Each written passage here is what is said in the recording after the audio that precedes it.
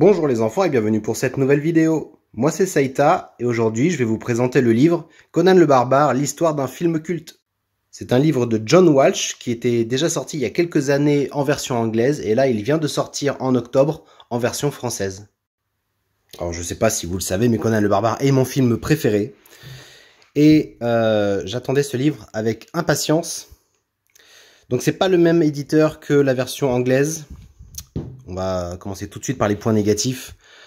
C'est que la qualité du livre est moins bonne que l'original. Je vous mets des photos de l'original. Il y avait un... Comment on appelle ça une pochette autour du livre qui s'enlevait. Et sur celui-là, il n'y en a pas. Et du coup, c'est comme ça directement. Et la qualité du papier est un peu... Je sais pas comment vous dire...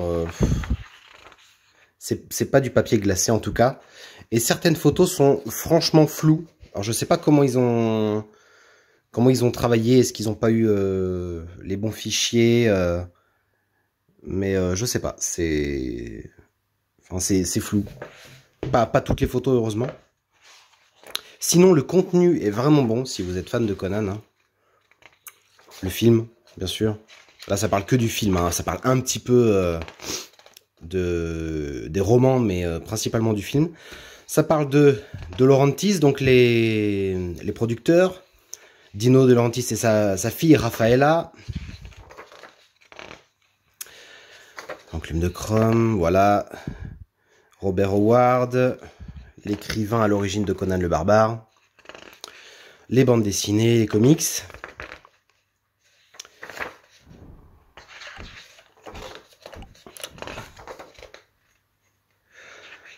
Il y a plein de petites anecdotes. Alors, si vous connaissez vraiment bien le film, vous apprendrez pas grand-chose, d'accord? Mais quand même, j'ai appris quelques petites anecdotes bien sympas.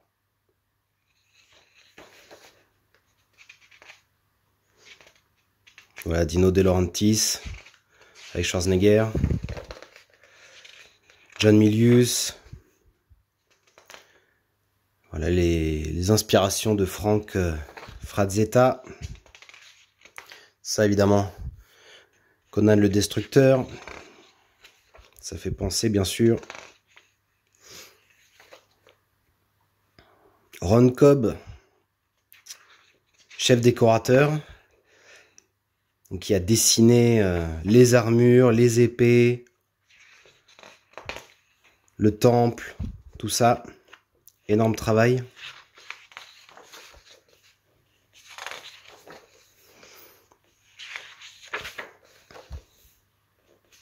Vous voyez, enfin, c'est lui qui a tout dessiné. Enfin, c'est vraiment grâce à lui qu'on a cette esthétique assez magnifique, un peu médiévale, mais avec des inspirations mongoles qui sont vraiment très jolies. Vous voyez, cette photo, elle est complètement floue, complètement floue. Ça se verra peut-être pas. Alors certes, c'est du pleine page. Certes, la photo date de 1980-81. Mais bon, non mais c'est... Vous voyez ou pas comme c'est flou? C'est vraiment flou, hein.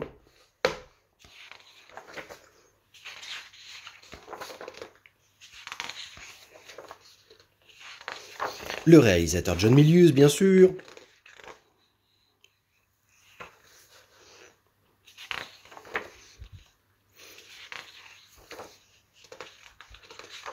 La distribution. Alors, il présente les acteurs, bon... Schwarzenegger, il a, hop, tout ça. Après, James Earl Jones, il a que ça. Sandal Bergman, elle a que ça. Jerry Lopez, voilà. Cassandra Gava, la sorcière, elle a que ça. William Smith, le père, que ça. Mako, que ça. Hop, je vais pas prononcer leur nom. Ils ont pas beaucoup. Max von Sydow. Voilà, ils ont pas beaucoup, quoi. Après, ça parle du tournage. On est déjà à la moitié du livre. Voilà, quelques photos exclusives. Ils expliquent, voilà, ils ont fait leur cascade eux-mêmes. Le village. Quelques scènes, ils expliquent quelques scènes, notamment le serpent en animatronique, celui qui remplace Tolsadoum, et l'autre le gros à qui il coupe la tête. La salle de l'orgie, le temple, l'arbre, la résurrection.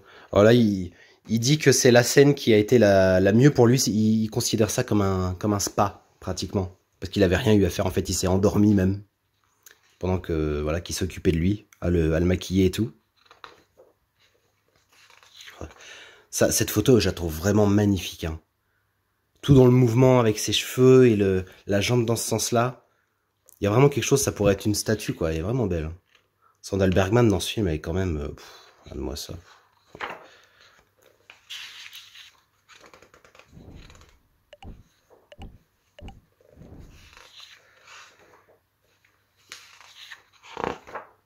Le monde de Conan, alors ils expliquent, voilà, ils ont fait des matte painting.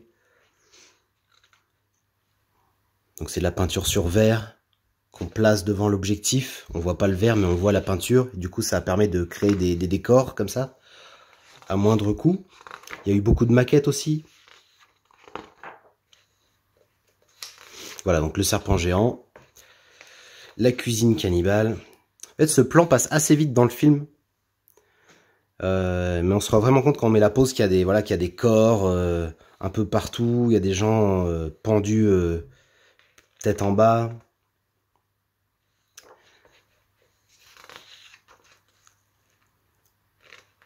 Voilà la scène de la crucifixion. Ils expliquent que c'est un vautour empaillé avec un mec derrière qui était derrière avec la main dedans qui a fait bouger le vautour. Et donc, une fois qu'ils ont coupé la prise, ils ont fait venir directement des médecins pour lui désinfecter la bouche. Pour pas qu'il tombe malade. Voilà, des créatures qui apparaissent pas dans le film. Et pourtant, ça a été filmé, mais ils les ont pas mis. Des effets d'optique. Un peu de post-production, voilà, avec le montage. Ils présentent quand même la plupart des personnes qui ont travaillé sur le film. Enfin, les personnes les plus importantes... En tout cas, la musique, bien sûr, ils en parlent un petit peu. Les affiches.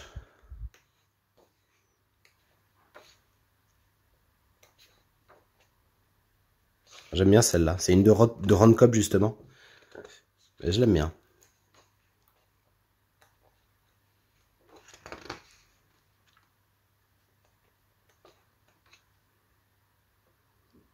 Voilà, il y a pas mal de choses à se mettre sous la dent. Voilà, puis l'après Conan.